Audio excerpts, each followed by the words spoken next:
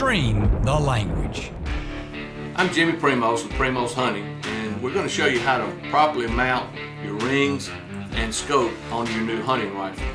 We've already put the bases on. These are Weaver type bases, and now we're going to mount the rings. These are Weaver type rings. Weaver rings have a little cross slot in here, and you need to align that with the slot on your bases. Make sure they don't move back and forth.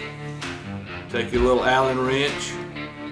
All right, just tighten your rings on your bases. You don't want to over tighten them. Over tighten it, you're likely to strip out your screws, and then you're in trouble. Weaver type rings are interchangeable. There is no front and back.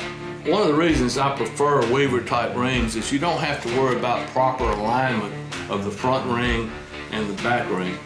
This tool here is to lay in your rings to make sure that they're properly aligned.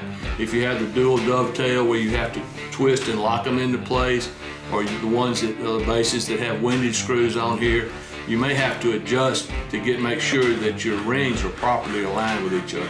And you can see with this bar as it slides freely that they are. Now it's time to put your scope on. You set your scope in place.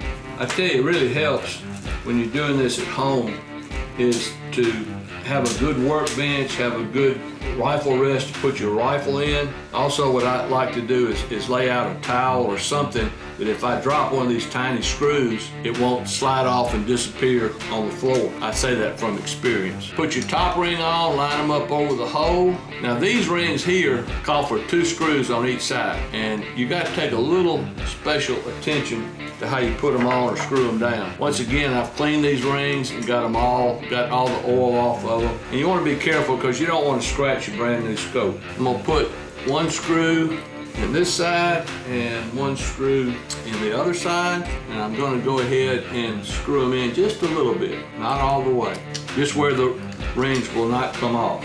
Now, of course, one very important rule whenever you're handling any firearm, you want to make sure that the firearm is empty. We've already done that. The bolt is open. There's no round in the chamber.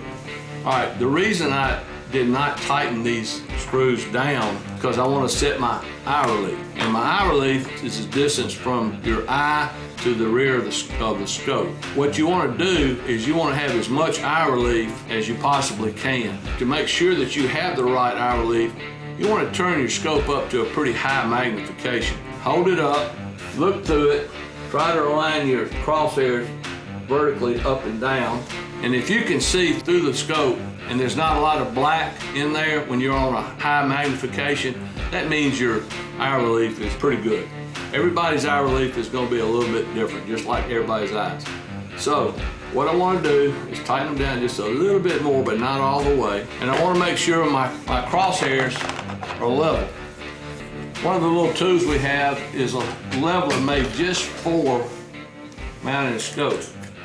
Made by Wheeler. You put it in there, that's level. You take the top part, put it on the top of your scope.